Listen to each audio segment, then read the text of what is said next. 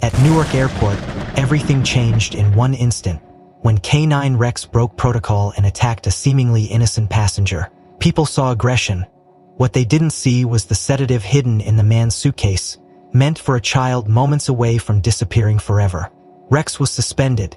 The truth was buried, but a single bite had just cracked open a trafficking ring no one dared to name. This is the story of instinct, survival, and a bark that saved a life. If stories like this matter to you, hit like, subscribe, and tell me, where are you watching from, and what part hit you the most? The air inside Terminal C at Newark Liberty International Airport was unusually heavy that Thursday morning. It wasn't the crowds or the weather. It was the sense that something had just happened, something big. The automatic glass doors slid shut behind Officer Dana Morales as she jogged into the commotion near Gate 17.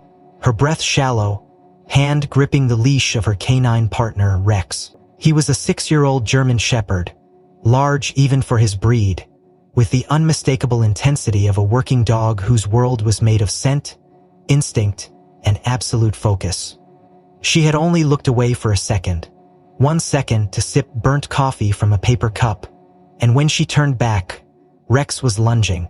The leash tightened in her gloved hand like a whip. He was growling, low and guttural, every muscle in his body pointed like an arrow toward a man in a tailored gray suit who was kneeling next to a small girl on the airport bench. "Rex, healed," she barked, her heart jolting as the dog pounced. The man turned too late. His face shifted from concern to pure alarm as the dog's jaw clamped down on his wrist.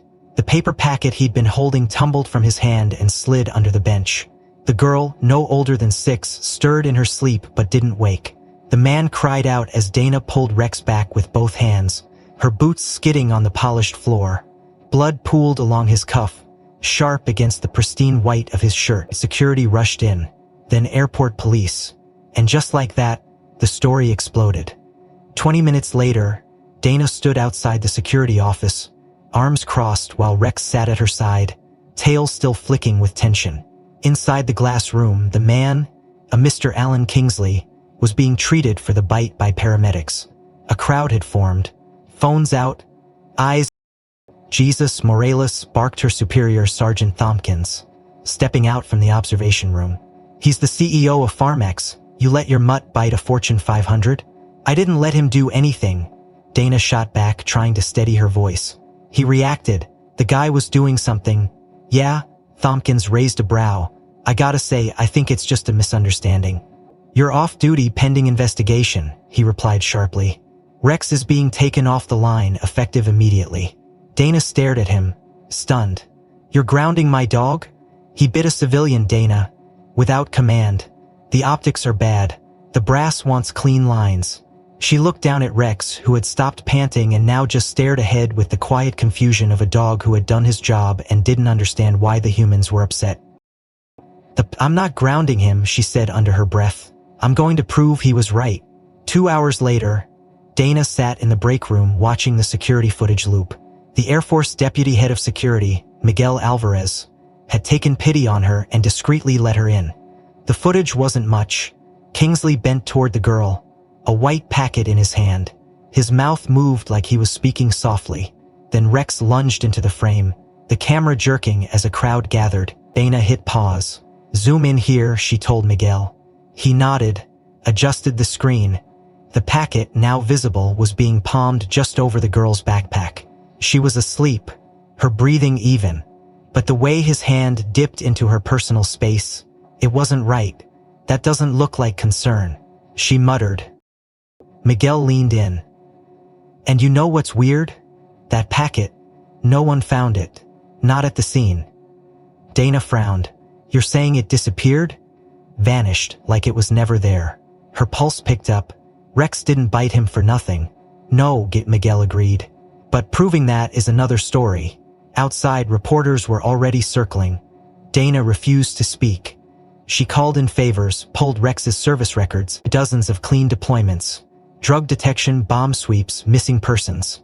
A commendation from Homeland Security. He'd never once broken command protocol. And now? One bite and they were labeling him dangerous. Later that night, Dana returned home, her small Jersey apartment barely large enough for Rex's crate. She knelt beside him, watching him nuzzle at the old tennis ball he carried everywhere since puppy school. "I know you," she whispered, hand resting on his neck. "You don't bite unless it's a threat." Rex blinked at her, his ears twitched. He didn't understand why they weren't working, why his vest had been taken, why his purpose had been stripped. "I'm gonna fix this," she said. Meanwhile, Alan Kingsley sat in the VIP lounge at Newark Terminal B, surrounded by legal reps and airline staff. His wrist was bandaged, his face calm, not a scratch of panic. On the contrary, he looked amused. "That officer will be disciplined," one of the airline liaisons promised. "We'll smooth everything over." "Good," Kingsley said. He sipped whiskey, opened his briefcase. Inside, another white packet, identical to the one that had vanished. He tucked it beneath a folder marked Pediatric Trials Confidential. Outside the window, night fell. A flight announcement echoed across the intercom. He smiled. By sunrise the next day, the tone around the Newark K-9 unit had shifted from tension to scrutiny. The buzz wasn't about Kingsley anymore, or even the mystery packet, but about Rex himself. "Behavioral degradation due to aging," said the report slid across Dana's desk, stamped with a TSA psychological and neurological assessment. "K-9 Rex, he's a dog," she muttered. "Not a machine that you retire the minute a screw turns loose." But no one was listening. The room was full of suits now, TSA administrators, legal reps, and one man from Pharmex who introduced himself as an airport safety consultant. Though Dana noted the corporate ID badge hanging on his neck and the way he didn't bother to shake hands. He eyed Rex like a liability. "We need to ensure he isn't compromised," he said. Voice smooth, rehearsed. "This incident was high profile, and a dog with a history of aggression, he doesn't—" Dana snapped. "You read the file?" "We're reading between the lines," said another suit. 6 years of service. That's past the optimal threshold. Working dogs experience cognitive decline, just like human. And yet he's the only one who noticed something was off," Dana countered. But the words bounced like rubber bullets. She felt Rex shift at her feet, picking up on her frustration the way only a handler's dog could. She tried to argue further, but the process had already started. They took Rex to a behavioral evaluation center used for federal canines. Dana wasn't allowed in. She stood outside the observation window, hands in fists, watching him pace inside the controlled room while a stranger tested responses to commands, food distractions, light and sound stressors. Rex was alert, responsive, but different, restless. He kept glancing at the mirror glass wall where she stood. "He's looking for you," said a voice beside her. Dana turned to see an older man with a K-9 badge clipped to his belt, worn at the edges. "You're Morales, right? I trained Rex his first 2 years. Name's Pete." She recognized the name, Sergeant Pete Lanham, now retired, a legend in the unit. "You still check in on your dogs?" Dana asked, surprised. Pete nodded. "The good ones, yeah. When I heard what happened, I came to see for myself." Dana hesitated, then said, "They're saying he's slipping." "They're wrong," Pete said quietly, watching Rex steady under pressure. "He's not losing it. He's sensing something. Has anyone talked to you about Operation Hummingbird?" Dana blinked. "No. What is that?"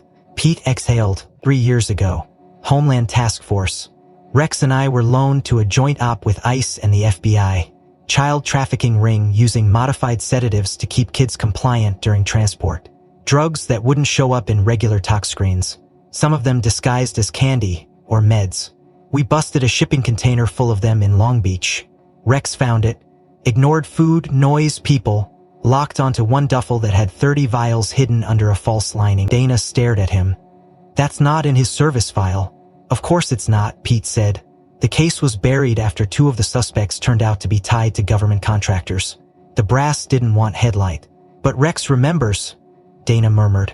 "He remembered the smell." Pete nodded grimly. "That scent, ethyl barbiturate acetate, I think they called it. Burns in a dog's nose. They remember. Even years later." She turned back to the room. Rex had stopped pacing.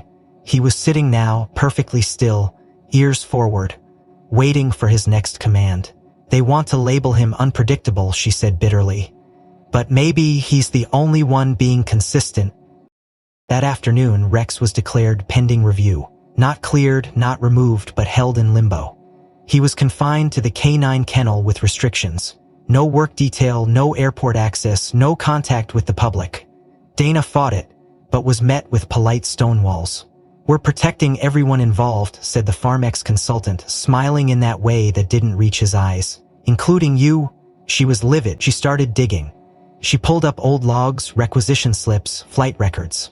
Found that Kingsley wasn't scheduled to depart that day. He had no return flight. He also wasn't on any Pharmex delegation or conference list. What was he doing kneeling beside a sleeping child at Gate 17 with a mystery packet? Her questions met walls. So she reached out to someone she hadn't spoken to in a while, Dev Singh, a forensic chemist she'd worked with during a drug sweep 2 years prior. "Do me a favor," she said. "You're not gonna like it." Dev groaned. "Every time you start that way, I end up buried in subpoenas." "I need analysis," she said. "From trace evidence on a bench and a sweater sleeve. Discreet, I'll bring it to you." "What am I looking for?" he asked. "I wish I knew," Dana replied. By 10 p.m., she was in her apartment kitchen scrubbing cotton swabs from the public area with tweezers, placing them in sterile bags. Rex sat near the back door, head low but eyes tracking her every move. His tail thumped once when she glanced over. "But I do." He wagged twice, a language only the two of them understood. Outside, the night was settling over the city, soft and slow, but something was shifting. When she stepped out to take Rex for a short walk, she noticed a dark sedan idling across the street. Engine running, lights off, no plates. She watched it for a long time. It didn't move. Neither did she. Her hand tightened on Rex's leash, and slowly, like a storm cloud creeping in from the edge of the sky, she realized someone wasn't just trying to silence a dog, they were trying to erase a memory, a warning. And she didn't yet know how far they'd go. The first crack in the official narrative came 46 hours after the incident, buried in the lab results Dana wasn't even supposed to access. Dev's message was short. "Not over text, come in person." She drove across the river to the small, privately run toxicology lab where Dev worked weekends for extra cash. He greeted her at the rear entrance, face tight, eyes shadowed with the look of someone who had seen too much and didn't like what it meant. He ran 3 passes, he said as he led her through the dim corridor into the sterile analysis room. "I didn't believe it the first time." He gestured to the spectrograms and compound readouts pinned to a digital screen. "The residue you brought me, from the bench and the sleeve, it contains fragments of an anesthetic compound called ketomorazine. It's a highly controlled paralytic used exclusively in pediatric surgeries, and only in combination with other anesthetics. Military grade, actually. The stuff doesn't show up in civilian markets, not even black ones. Unless someone's pulling strings." Dana crossed her arms, her voice steady despite the cold building in her gut. "Could it have been residual? Something left over on the surface from, say, a cleaning product?" Dev shook his head. "Nope, this was fresh. Microscopic protein binders in the compound show less than 4 hours of oxidation. Someone was handling this within that exact time frame." She stared at the numbers, the chemical structure displayed on the screen like a blueprint for something grotesque. And the guy Rex bit, Kingsley, he didn't even flinch after. No dizziness, no confusion. He got on his plane like nothing happened. "Then either he's built like a damn robot," Dev said, "or he's been exposed to this before, regularly." Later that night, back at her apartment, Dana sat on the floor with Rex's head resting in her lap. A manila envelope spread out beside them. Inside were the test results from Rex's own post-incident evaluation. She had swiped the internal copy from the precinct's digital storage, knowing full well it could get her fired. She'd expected saliva, red blood cells, maybe muscle fiber. What she hadn't expected was the toxicology flag, a small, bright notation at the bottom of the result. "Traces of isopropyl methyl barbiturate compound detected at 0.002 ppm. That same surgical-grade sedative again. It hadn't just been on Kingsley, it had been in the wound. On his skin, not on his clothes, not near him. On him. And Rex, ever the professional, had latched onto the exact spot where it concentrated. His wrist. "You found it," she whispered. "You found what no one else saw." The next morning, Dana went to the TSA's internal database and, through backdoor access from a friend in IT, tracked down the girl from Gate 17. Her name was Ellie Tran, 6 years old, flying with a chaperone listed as temporary guardian pending handoff. Her file was locked, but one emergency contact was listed as Dr. Marcus Tran, emergency physician, U.S. Army, retired. She had heard that name before, years ago. Operation Haven Drop, a hush-hush repatriation medical mission in Eastern Europe, involving children trafficked through covert supply chains. The rumors were that Tran had worked on a case involving neurological suppression in minors, children chemically pacified with unknown agents, rendered docile for transport across borders. She pulled out her phone, found an old contact in the VA hospital system, and made a call. An hour later, she was sitting across from Dr. Tran in a quiet corner of the hospital cafe, Rex lying at her feet. The man was tall, thin, with the tight energy of someone who'd seen too much and was trying to forget it. His eyes were sharp, flicking between her face and Rex's. "You're here because of Ellie," he said, not wasting time. Dana nodded. "She was the girl at gate 17. She doesn't know what almost happened." Tran exhaled slowly. "I'm not her father by blood. She was rescued from a child trafficking operation I consulted on 4 years ago. They found her in a cargo bay, sedated, barely breathing. The compound used on her was..." "You found it on the bench, on the man Rex bit, and in Rex's toxicology. Someone was applying it, carefully, quietly. It's odorless," Tran said. "Tasteless, and when used in small doses it slows neural activity just enough to induce confusion, pliability. The perfect control tool. Except for one thing. It's not supposed to be used outside of sterile operating environments. On the field it can kill if not handled correctly." Dana frowned, but Kingsley didn't show symptoms. "Which means, he's either the one trafficking it," Tran replied, "or he's immune because he's used it so many times it doesn't affect him anymore." They sat in silence. Rex let out a low growl barely audible. Tran looked down. "You know," he said softly, "we used to joke that military dogs knew more than we did. Maybe we weren't just..." Back in her car, Dana opened her laptop, rerouted through a secure network, and began running Kingsley's name through medical board filings, contractor contracts, and DoD archives. She found nothing, but when she searched Pharmex's board of directors, one name popped up beside his. Miriam Colburn, former research lead on neurological response drugs for pediatric seizure trials. Last known project dormant, last funding partner, Department of Defense. She leaned back, mind racing. This wasn't a rogue employee incident, this was a network, a structure. Kingsley wasn't alone, he was the front, polished, presentable, and Rex had torn right through that. But what chilled Dana the most was the thought that this had happened before. More than once. In other airports. With other children. And no one had caught it, except now a 6-year-old German shepherd with fading scars and eyes too tired to lie. She picked up the phone.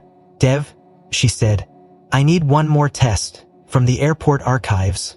Can you get your hands on past bench swabs from gate 17, say, the last 6 weeks?" "Sure," he said. "What's going on?" Dana's voice was flat.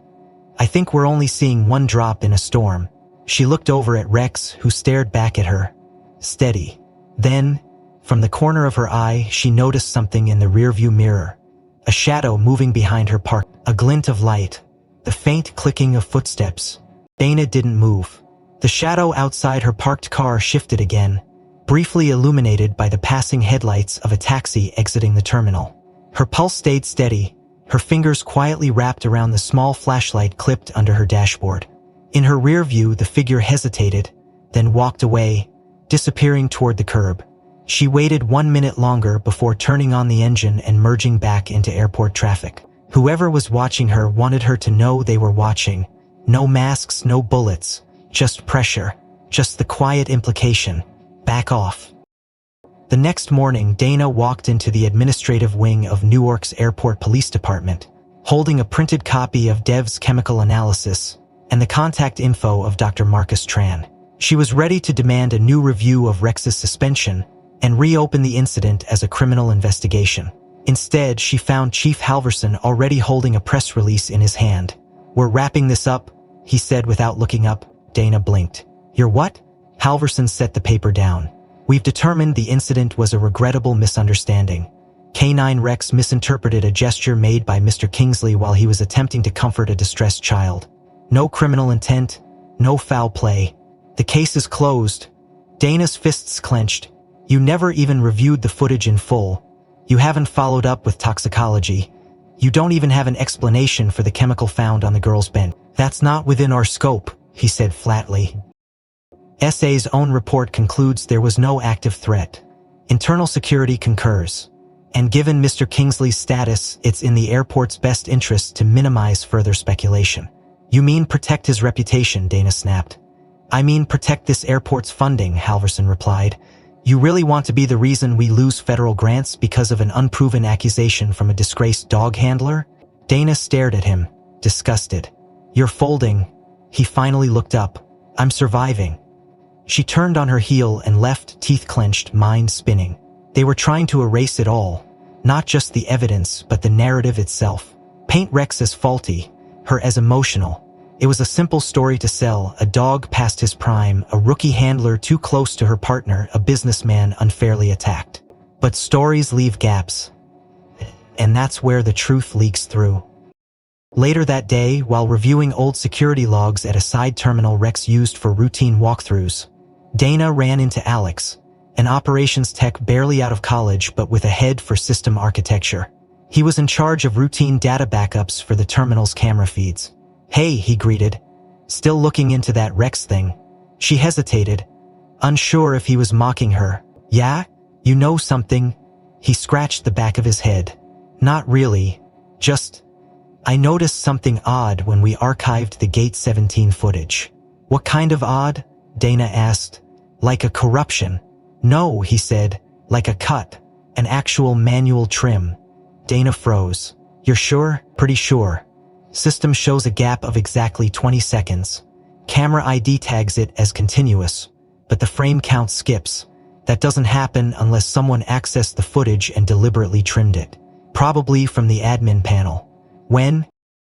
Right after the footage was pulled for initial review, before the media got wind of it. I flagged it, but no one followed up. Dana stepped closer. Can you show me? 10 minutes later, in the operations back room, Dana watched as Alex scrubbed through the master timeline. At frame 5:24 and 13 seconds, Rex's snout began to enter the frame. Then, suddenly, jump cut to 5:24 and 34 seconds. When the video resumed, Rex was already being pulled off Kingsley. The missing 20 seconds were the heart of the incident. Can we retrieve it? Dana asked. Alex shook his head. Not from here. Once it's overread on our servers, it's gone. But the original backup would have been auto-saved to TSA Central Storage if no one deleted it there. Can you get access? He hesitated. Maybe. But if I pull that file, someone's gonna know. Dana looked at him quietly. Would you do it for a 6-year-old girl who could have been taken if not for one dog doing exactly what he was trained to do? Alex didn't answer right away. Then he said, I'll let you know. That night, Dana received an anonymous text with an IP link and the words, You didn't get this from me. She clicked it and watched in silence as the missing 20 seconds played in full. Kingsley, glancing left and right, slipped a small plastic packet from his sleeve. He bent toward the girl, brushing hair from her face, then carefully opened her backpack zipper with his free hand. Her breathing remained steady or deeply asleep. He held the packet open like he was about to pour something into a water bottle in the bag. That's when Rex lunged, frame by frame, full sped and precise, locking directly on the man's wrist. Not random, not wild, targeted, controlled. Her stomach turned. This wasn't a misunderstanding. It was grooming. Preparation, maybe for abduction, maybe worse. And someone high enough up had decided the world wasn't ready to see it. She copied the video onto a secure drive and called Dev. Get me the chemical records from every incident involving pediatric sedatives in the last 3 years. I don't care if it's private clinics or military hospitals. Dev groaned. You planning to start a war? No, she said. But someone already did, and we just weren't paying attention. Before she could hang up, another notification flashed across her screen. Private number, unknown sender. One line of text. Back off, you're playing with things you don't understand. Dana stared at it for a long time. Then she looked down at Rex, who sat by the door, ears alert. Ready. She reached for her holster, checked the clip, and walked toward the window. From the parking structure across the street, a camera blinked. 1 frame, 1 second, then darkness. That night, sleep refused to come. Dana sat cross-legged on her living room floor. The lights dimmed. Rex curled beside her with his head resting across her thigh, warm and steady like a heartbeat. The unease pulsing in her chest wasn't just from the text message warning her to back off or the missing footage they had managed to recover. It was something deeper, something she couldn't name. She opened her laptop, typed Rex National Recognition into the search bar, and began scrolling. She already knew about some of his commendations: bomb detection, drug busts, missing persons recovery. But there was one file she hadn't looked at in depth, and it came up quickly. CBP K9 Commendation Rex Operation Sunridge. She clicked. A photograph loaded.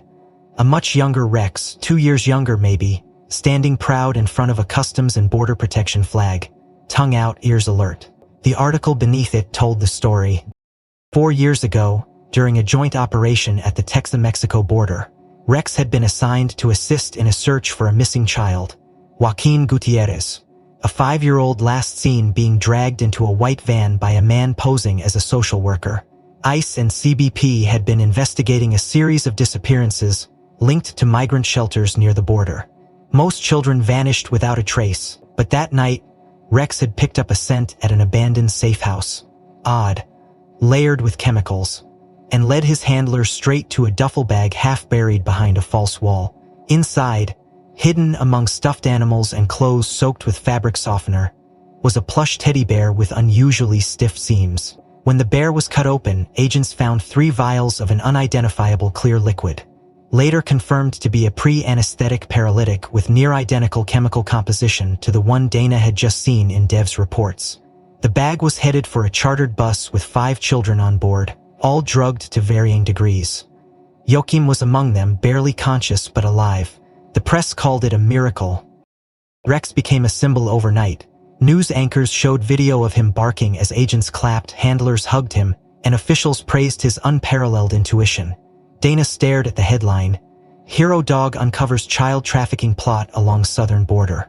She leaned back slowly, the glow of the screen washing over her face. That case had been investigated briefly but quietly shut down when a shell nonprofit group claimed the children had been part of a medical transfer program. Dana remembered the name now, Bright Path Foundation. She typed it in. A sleek website popped up, stock photos of smiling kids, generic mission statements about advocating for underprivileged youth, a donation portal, no board member names listed. She clicked About Us, scrolled down, and there it was, nearly buried under 3 layers of linked PDFs. Major donor, Alan Kingsley Farmex. Her breath caught. The same man Rex had bitten, the same man the airport had just declared innocent. Dana felt the room narrow around her, the corners tightening like a noose. She clicked again, opened Kingsley's donor history. He had been listed as a sponsor of Bright Path for the past 6 years, coinciding almost exactly with the operational period of the border shelter where Joaquin had disappeared. Court cases dropped, reports retracted. She stared at the browser window, mind spinning. If Rex had saved Joaquin from Kingsley's network years ago, and if Kingsley had escaped exposure back then, this wasn't personal retaliation. It was systematic, organized. A loop repeating until someone shut it down. Rex shifted beside her, letting out a low whine. She stroked his back absently, her thoughts racing. That drug, ketamorphine, wasn't common. It wasn't even legal outside of highly controlled clinical settings. Yet it had shown up in Texas, now again in Newark, on the same kind of victim, tied to the same man. She clicked into an archived memo on the Operation Sunridge page and saw something she had missed before. A list of contributing agencies: Homeland Security, ICE, CBP. One Farmex PX private security contractor listed under equipment support. She clicked the name, Avitas Solutions Group, another donation trail, another obscured chain of names, but she recognized one of them. Miriam Colburn, former researcher, board member, fellow donor. Dana opened a new window and cross-hatched Colburn's name with border activity, specifically in the last 5 years. It didn't take long. She found a 2019 subpoena filed by an investigative journalist in Arizona. Now sealed, The case had involved allegations of experimental drugs being tested on undocumented minors. Colburn had been listed as a subject of inquiry. And it was then, reading those words, that Dana understood. It wasn't that Rex had broken protocol. It wasn't that he was too old. It was that he had done something no one expected twice. He had remembered. Dogs don't forget the scent of pain. They don't forget the chemical trace of terror. And Rex had tracked it across state lines, across years, right back to the same man whose hands were still in the same shadows. Dana slowly stood, her legs numb. She paced to the window and looked down at the street. The same black sedan from the other night sat in the same spot. This time, the windows weren't tinted. A figure sat inside, staring up at her. She didn't flinch. She let them watch. She turned off the lights, stepped back into the darkness with Rex, and whispered, "They think you're just a dog. They have no idea what you remember." Her phone vibrated. Unknown number. No message. Just a link. Sudev video, grainy body cam footage. A timestamp 1:14 a.m. U.S.-Mexico border. Operation Sunridge. In the background, a boy's voice, groggy, muffled, said something in Spanish. El hombre del osito, el que era doctor. The man with the teddy bear. He said he was a doctor. And then a woman's voice responded. Not on camera. Calm, rehearsed, with a familiarity Dana didn't expect. "Shad, don't be scared. We just need you to be quiet now." The woman was Miriam Colburn. The boy was Joaquin, and someone had kept the tape. She paused it, frozen in place. Rex's ears rising slowly, nose twitching toward the speaker like he recognized something long buried beneath silence and time. The voice from the body cam lingered in Dana's ears long after the clip ended. That calculated calm of Miriam Colburn seeping like smoke into the corners of her memory. She replayed it once more, then closed the laptop and stared at Rex, who had gone still again, one paw twitching in what looked like a memory lodged too deep for words. Something about the boy's voice, the phrase "el hombre del osito," the man with the teddy bear, kept circling back to the girl at the terminal.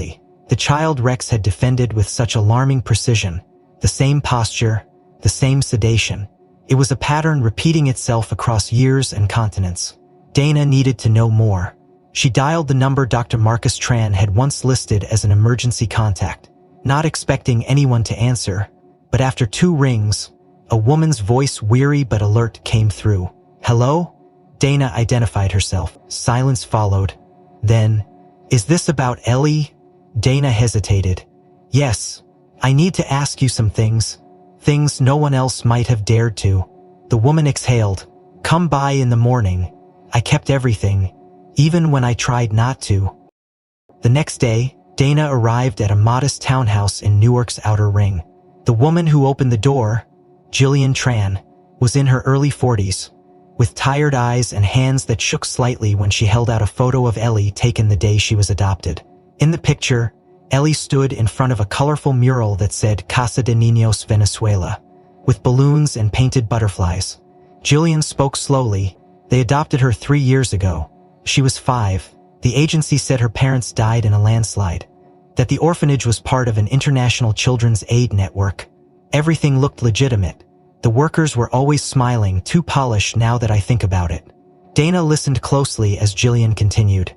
"I stayed in the country for a week to complete the adoption. They gave me full access to the facility, but something felt. They were Americans, Europeans. One guy claimed to be Canadian but slipped and cursed in flawless California slang. They watched the kids too closely, like they were inventory. Ellie cried every night for the first 6 months. In Spanish. She kept whispering a name, Miriam. I thought it was her mother. Now I'm not so sure." Dana's stomach turned as Jillian retrieved a box of old documents and handed over a thin file labeled Ellie Tran, Acquisition International. The official seal from Bright Path Foundation stamped across every page. "They handled the paperwork?" Dana asked. Jillian nodded. "I thought they were just a third-party facilitator. Now I think they were the ones picking who got adopted, and maybe who didn't." Dana flipped through the file, noting familiar logos, travel records, signatures that didn't match. "She was lucky," Jillian said quietly. "Whatever was supposed to happen to her, she got out just in time. But maybe they didn't forget her." Dana looked up. They didn't. Kingsley was trying to reclaim inventory. Leaving the Tran residence, Dana sat in her car gripping the steering wheel with one hand, while dialing TSA Intel access with the other. Through a trusted contact, she requested passenger manifest details for Kingsley's flight. It was labeled as a routine domestic business class trip, Newark to Denver. Round trip booked under his full name, no red flags at check-in, no special handling notes. But then she noticed a line in the system that raised a different question. None. Not even a carry-on. Dana cross-referenced previous manifests, searching for anomalies. Kingsley had flown the same route 3 months ago, but under the name Lloyd Atwood. Same airline, same departure gate. That name had been flagged once at LAX for unusual movement between terminals, but the report had been dismissed due to a clerical error. He's been ghosting through airports, Dana murmured. Changing names, keeping mobile. She called Dev, who had quietly begun compiling a chemical trail of ketomorazine compounds across several states. Can you run Kingsley's alias through flight databases? She asked. See where he pops up. I'm already on it, Dev replied. Funny thing though, 2 of those aliases booked travel to pediatric medical conferences. But the credentials listed are fake. No record of him speaking, no panels, nothing. He wasn't going to lecture, Dana said. He was shopping. Back at her apartment, she placed Rex's vest on the table, the patch service K9 dulled from use. He sat beside her, eyes following every movement. Their grooming routes, not just one girl, not just one airport, multiple points of entry, multiple exits. Brightpath wasn't a charity, for she perceived a formula. It was a pipeline. And Rex, by instinct or memory or both, had bitten straight into the nerve center of its latest operation. Just then, her phone buzzed. Dev again. Dana, I ran a double check on Kingsley's records. Something odd. He's not just a donor. He's listed as a guest lecturer at 2 orphanage training seminars in Guatemala and Colombia, 6 and 9 months ago. He was able. She hung up and leaned back in her chair, mind swirling. Rex stood, walked toward the door, and let out a low growl, not urgent but alert. Dana rose slowly, gun instinctively sliding into her waistband. From the hallway outside, she heard the softest sound, a click, mechanical, like a latch disengaging. She stepped closer, heart pounding, then silence. Not the absence of sound, but a deliberate, practiced kind. The kind you learn from people who know how to open doors without knocking. The latch that clicked in the hallway never opened a door, but it changed something inside Dana, an internal thread snapping just enough to pull her out of the shadows of caution. Whoever was circling her now wasn't watching anymore. They were preparing. The next day, she brought Rex with her to Terminal B under the guise of retrieving personal effects. His vest was unmarked. Officially, he was still suspended, just another dog waiting out his last days. Unofficially, Dana knew he was more alert than ever. As they moved through the crowd, Rex's body language changed near Gate 24. A brief stiffening, nose twitching twice toward a carousel of unclaimed bags. Dana paused, pretending to tie her bootless. Rex stepped sideways, locking in on a black hardshell suitcase with a fluorescent green tag looped around the handle. His head lowered. Sniffed again, then he sat, tail thumping once. The signal. Dana felt her spine straighten. This wasn't idle curiosity. Rex had been trained to detect chemical agents, not just narcotics. He wasn't wrong. She discreetly radioed security and requested the bag be flagged for manual inspection, citing a possible mishandling report. Moments later, a TSA supervisor appeared. A woman with a sharp bun, clipboard, and mirrored aviators that didn't suit the fluorescent lighting. You flagged this bag? She asked. Voice clipped. Yes, Dana replied. Protocol requires a chemical trace check. Routine. The woman didn't object. She handed the bag off to a younger officer, who opened it on the inspection table. Dana stood back with Rex, watching. Clothing. Shoes. A DOP kit. Beneath a false bottom, a sealed pouch. Standard until the chemical swab turned blue, positive for a Class 3 barbituric compound. The same reaction Dev had shown her just days before. Who owns this bag? Dana asked. The younger officer hesitated. Name tag says Donovan Trask. Dana blinked. She knew that name. Assistant Deputy Director of TSA Eastern Division. High clearance, federal level access. She felt the cold realization spreading through her chest. The trail wasn't just corporate or non-profit. It was embedded. Someone on the inside was running cover. Later that evening, she met with Jillian Tran at a secure safe house arranged by a friend in Municipal Child Services. Ellie had been relocated there for evaluation, both psychological and physical, after signs of trauma began to surface. Dana had resisted pulling her into anything more than necessary, but something in the girl's silence screamed for light. That night, while Jillian brushed Ellie's hair, Dana noticed the child freeze as a soft knock came at the door. "It's just me," said an officer from the outer hall, a plainclothes agent assigned to help with protection. As he entered, Ellie shrank back visibly, her face whitening, her hands gripping the hem of her shirt so tightly her knuckles turned pale. Then she whispered one word, "El monstro." "It means the monster." The agent froze, his face unreadable. "I've never met this child before," he offered too quickly. "I'm not sure why, but..." Ellie was already screaming. Not loudly, but in the way that shatters air. A primal noise from a place deeper than reason. Dana stepped between them, one hand on her firearm. "Out," she said to the agent. "Now?" He left without argument. Jillian sat on the edge of the bed, cradling Ellie while the girl sobbed into her lap. Between hiccups, Ellie repeated the same phrase. "No la luz, no la Gaia, no la cacha." Dana knelt beside her. "What is the box?" Ellie didn't respond. But Dana remembered the footage. Wakath, the drugged cargo. She looked at Jillian, used remembering pieces. Not just one night. Repetition, conditioning. Julian's hand shook as she stroked Ellie's hair. They did something to her. They made her forget. Now it's unraveling. That same night, Dana returned to the inspection logs from earlier that day.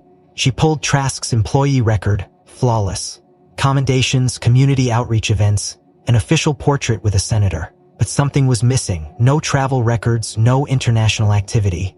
Yet Dev had told her the drugs weren't domestic. Someone had to be moving them. She called Dev. "Check customs for Trask under alternate IDs," she said. "He may not fly as himself." Dev groaned.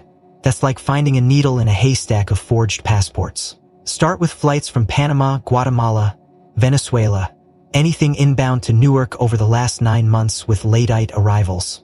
He was silent for a moment. "Okay, give me a day." The next morning, Dana walked Rex along the perimeter of Terminal A, using the pretext of testing his mobility under restricted duty. She passed an unmarked security station near the tarmac entrance. Inside, a half-dozen personnel in TSA uniforms stood laughing over coffee. One of them, the same plainclothes agent from Ellie's room, glanced out and met her eyes. His expression shifted in the space of a blink. Dana kept walking. Rex stiffened again. No sound. Just posture, a signal of distrust. Later that afternoon, Dana received an encrypted email from Dev. No subject line, no body text. Just one attachment. A boarding pass for Trent Mason on a flight from Bogota to Newark, dated 3 months ago. The picture on the passport didn't lie. It was Donovan Trask. His alias matched one previously connected to logistics shipments filed under Farmex's NGO partners. The same week Ellie's adoption was finalized, Trent Mason had passed through customs with no flagged cargo and no checked bags. Dana leaned back. The pattern was no longer theory. It was operation. A closed system, clean on paper, rotting at the core. She paced the room as Rex watched from the window. Across the street, the black sedan had returned. This time, 2 men stepped out, dressed like delivery workers. One lit a cigarette. The other took a photo with his phone, casually pointed toward Dana's building. Rex stood. His shoulders bristled. Dana placed her hand on his collar, her voice steady. "They want to scare us, boy, let them try." Then the front door buzzed. 3 short pulses, a signal no one should have known. The door buzzed again. 3 short pulses, sharp, distinct, too precise to be coincidence. Dana stood frozen for half a breath, then moved swiftly, gun drawn low, back pressed against the kitchen wall. Rex stood beside her, utterly silent, his body rigid with anticipation. She didn't approach the intercom. Instead, she circled around the apartment, peeked through the secondary window above the fire escape. 2 men. Not police, not delivery. One was texting. The other glanced up, eye contact, no reaction. Trained? Dana stepped back. She whispered to Rex, "We're not answering that." She grabbed her laptop, tucked the flash drive into her jacket, and signaled Rex toward the rear stairwell. They slipped out the emergency exit and disappeared into the alley before the buzzer rang a third time. By the time Dana reached Dev's lab, the air was heavier than usual, thick with the smell of chemical agents and quiet panic. Dev met her at the side entrance, eyes wide, holding a flash drive clenched in one hand like a weapon. "You need to see this right now," he said.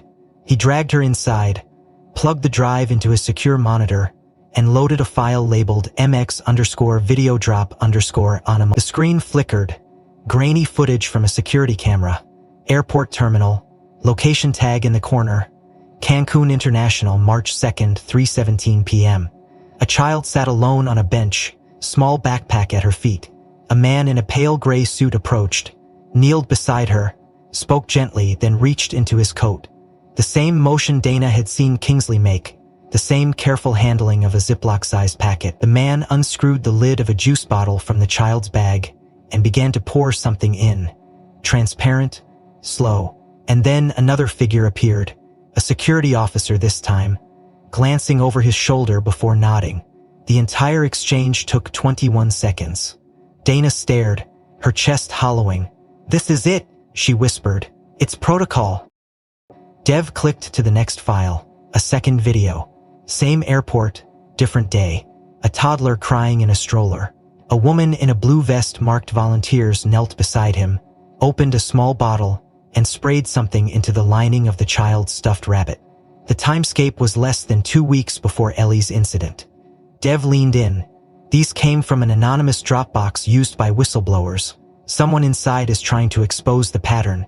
Dana rubbed her forehead. "How many?" "I've found 6 similar videos so far. 4 airports, 3 countries. All within the last year, all involving children flying alone or with guardians. And the chemicals? Same compounds as Rex detected. The exact cocktail illegal in every context outside of control doors. And here's the kicker. 2 of the kids in these videos were later reported missing after their flights landed. Cases still unsolved." Dana looked at Rex, who sat quietly by the door, ears angled toward the screen. "He knew," she said. "He remembered. He tried to stop another one." But what unraveled Dana more wasn't what she saw in the videos. It was what Dev found in Kingsley's last message history. He had traced the metadata on a burned phone number used during the incident, and uncovered logs leading to a contact named Marquez. The messages were coded, but the timestamps aligned with Ellie's travel and Rexy's attack. Dana scanned through them. One stood out. Delivery schedule adjusted. Handler nervous. Confirm reroute via Denver. "He was the mule," Dana said aloud. "Kingsley, he wasn't making decisions. He was just passing product. Human product." Dev nodded slowly. "And whoever Marquez is, he's the next layer up." Dana paced the lab.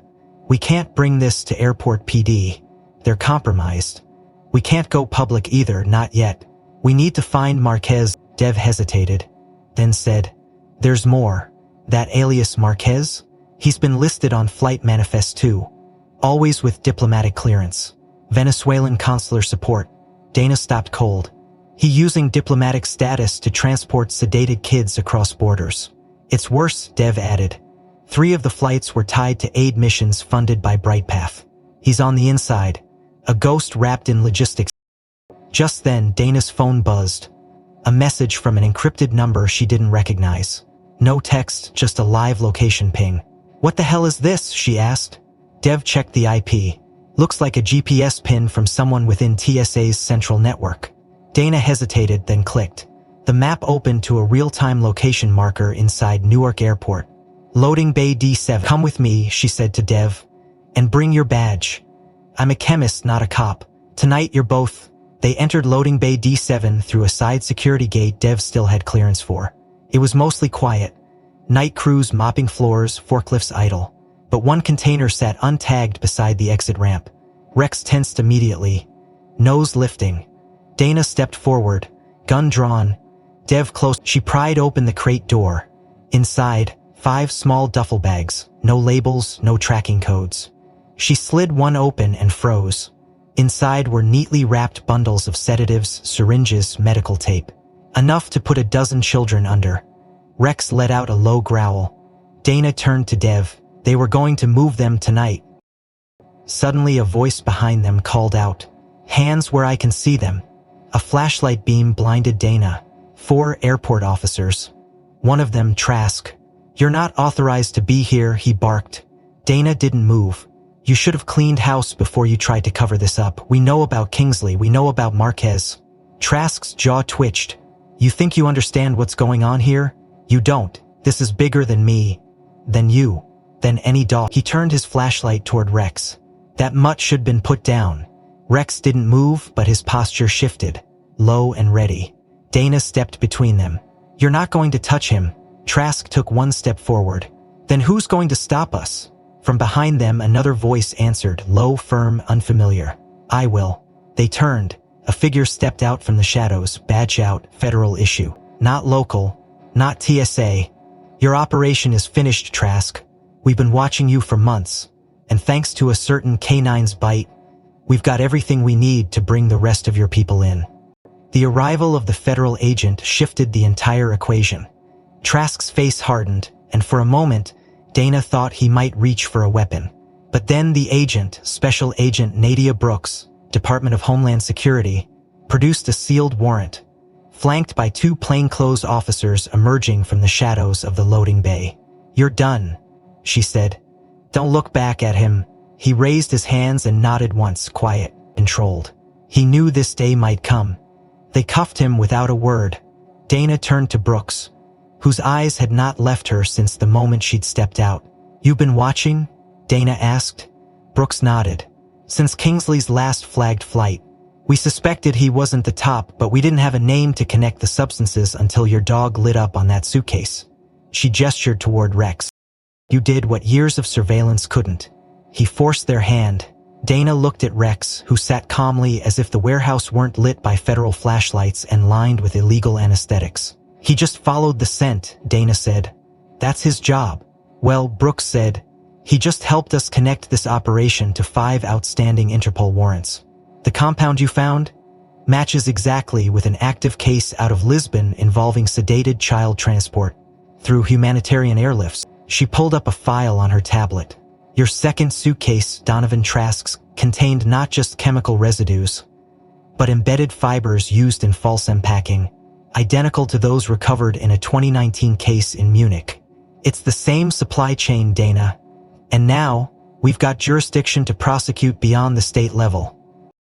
The next morning, Rex's suspension was lifted in an emergency review session. The chief, now visibly sidelined, offered a sheepish public statement. "After thorough analysis and collaboration with federal authorities, we acknowledge that K9 Rex acted within the scope of his training and instinct to intercept a legitimate threat. His status as a service animal is reinstated immediately." The press conference was brief, but the effect rippled. Local outlets ran headlines like "Hero Dog Vindicated," and from accused to acclaimed. Dana stood in the back of the press room, Rex by her side, unmoving as flashbulbs popped. For a moment, there was quiet satisfaction, until her phone vibrated with a single message. "They won't stop. Not with him alive." It came from a private number Dana didn't recognize. The message was brief, but the implication was clear. She scanned the room. Every face blurred under suspicion. That night she called Frank Delgado, Rex's former handler, now retired, who had trained Rex from his earliest days. "You might be in danger," Dana said bluntly. They know Rex's memory could track more than sense. Frank, always calm, always dry-humored, replied, "Let him come. I've got 2 German Shepherds, a Smith & Wesson, and arthritis bad enough to make me unpredictable." Dana didn't laugh. 3 days later, Frank was scheduled to testify in a closed federal briefing at Newark Airport. Dana arranged a pickup from the terminal garage herself. She arrived early, scanning the lot, noting every idling car and every flickering overhead light. At 9:42 p.m., Frank exited the building with a slow limp and a heavy brown coat that made him look more vulnerable than he was. "You're late," he muttered. "You're early," Dana shot back. As they made their way to the car, Rex suddenly stopped. His body went taut, nose lifted, one paw hovering mid-step. "He smells it," Dana said, drawing her weapon. Frank paused, confused. "Smells what?" Rex growled, low and specific. and pulled toward the parking row to their left. There, tucked between a Jeep and a minivan, sat a silver sedan. Unmarked, no plates. Dana moved closer, gun raised, just as Rex lunged toward the driver's side wheel well. In one coordinated motion, he gripped something in his teeth and yanked backward. A small magnetic device dropped onto the asphalt with a dull clunk. Dana recognized it immediately. Improvised detonator. Frank stared. He asked flatly. That was for anyone who knew too much, Dana said. They called in bomb disposal. The report confirmed it was a directional charge meant to detonate upon ignition, designed for accidental deaths in parking structures. Clean. Untraceable. The attempt made headlines which couldn't be avoided. But it did something else. It cracked open an unspoken consensus among law enforcement that the system, up until that point, had been willing to look the other way. Dana, backed by Agent Brooks, was given a temporary federal assignment under Homeland's Child Exploitation Task Force. Rex was assigned to her as official partner, no longer suspended, fully reinstated. Together they began tracking the flow backward. Airports, clinics, shelter paperwork. They found breadcrumbs hidden in plain sight. Charities masking transport permits. Volunteer groups staging clinics that never logged patients. Cargo flights labeled disaster relief but carrying no supplies. Rex's nose led them across layers of disguise, his alert pattern consistent wherever the same chemical profiles emerged. Like he smelled the fear underneath it, Dana once told Brooks. Not just the drug, the intent. Meanwhile, Frank moved to a safe house under federal protection. But even there, Rex insisted on checking every door before sleep. One night, he stopped outside Frank's bedroom and refused to leave. Dana, reading from the couch, watched him and asked, "Is something wrong?" Rex didn't answer, he just stood sentinel, muscles coiled. Dana didn't sleep that night either. The next morning, they found a tracker under Frank's bed frame. Another message, clear as ever. "We're still here." Despite the threats, the work moved forward. Charges were filed, arrests made. Several members of Bright Path's board were indicted under conspiracy and trafficking statutes. Kingsley, in a rare twist, turned state's witness. In exchange for protection, he exposed layers of the operation. Flight paths, name lists, drop locations. "I wasn't the monster," he said under oath. "I was just holding the leash." Dana didn't pity him. But she understood the shape of the machine now. It ran on fear, silence, and repetition. But for the first time, someone had interrupted the loop. And the interruption had 4 legs and teeth. At a ceremony 2 weeks later, Rex received a commendation from DHS. Not for bravery, not for loyalty, but for something they couldn't name in bureaucrat terms. Memory, intuition, the refusal to forget what others buried.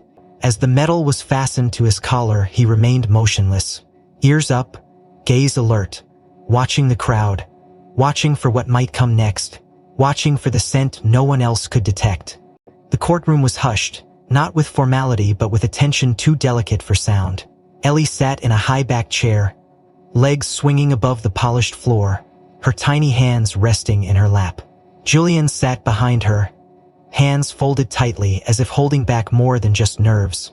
Dana stood at the edge of the room with Rex beside her, unmoving, his ears tilted forward, his body still but visibly aware. It had taken weeks to prepare Ellie to speak, to assure her that no one would hurt her, that her voice mattered now more than ever.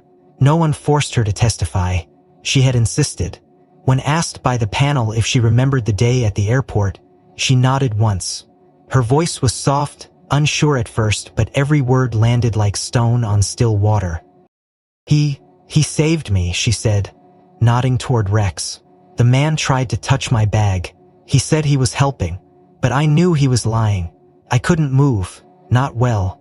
I felt sleepy, but Rex ran to me. He barked, he bit, and then people came. He didn't forget me. He remembered me." The room remained still. The lead judge leaned forward. "Ellie, how do you know Rex didn't forget you?" She paused, eyes fixed on Rex, and said, "Because he looked at me like he had seen me before.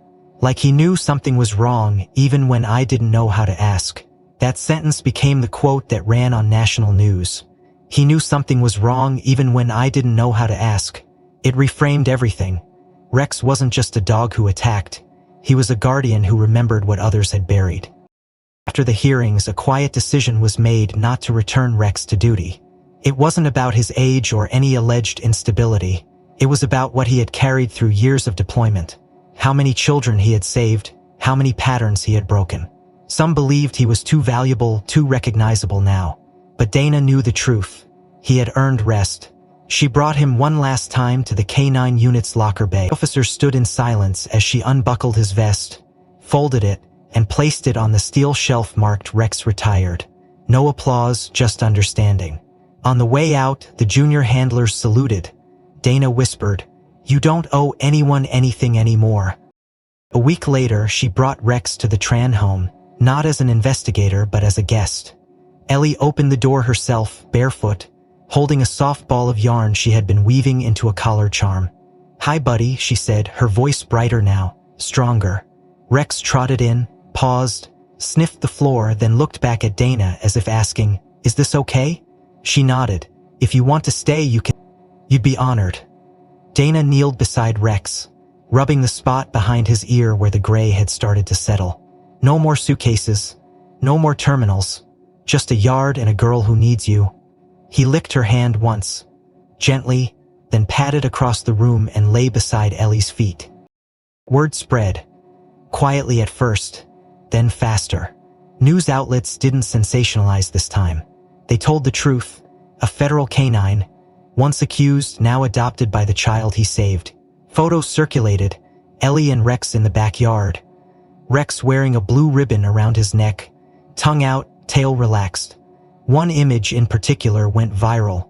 Ellie at her school's show, standing proudly in front of the class, pointing to Rex and saying, "This is my dog. He barked once, and it saved my whole life." Dana saw it in the morning paper and felt something break loose in her chest, a knot of grief and fear finally loosening into breath. She didn't call it healing, but it was close. Months passed, trials continued. Marquez was extradited. Kingsley's testimony led to 14 convictions across 3 continents. The Bright Path Foundation was dismantled, its funds seized and repurposed into a real, transparent organization focused on trauma recovery. No logos, no photos, just real work. Dana testified 3 more times. Each time, she carried Rex's collar patch in her pocket like a talisman. She kept in touch with Ellie's family, not as an officer, as a friend. Occasionally, she'd visit and watch Rex patrol the backyard. Not with alert tension but with joy, chasing butterflies and barking at squirrels as if discovering a new language. One evening, as the sun dipped low and the light turned honey gold, Dana watched from the porch while Ellie played with Rex under a maple tree. She asked Jillian quietly, "Does he ever flinch in his sleep? Twitch like he's chasing something not here?" Jillian shook her head. "He sleeps deep now, safe." Dana nodded, then said something she had never said aloud. "I think he carried it all, every scent, every moment, every cry, and somehow he never lost himself in it." Jillian looked at her, eyes full. "And now, he's helping her find herself." That night, Dana walked to her car alone. She glanced back once. Ellie was curled up in the grass, Rex beside her, nose nestled into her hair. 2 survivors, 2 witnesses, 2 halves of a single moment that could have gone another way. Dana drove off, knowing that for once, the ending didn't need action or orders. It needed stillness, and the quiet echo of a bark that had come exactly when it was needed most. If this story moved you, don't forget to like and subscribe so you won't miss the next one. I'm curious, what part of the story hit you the hardest? And where in the world are you watching from? Let me know in the comments.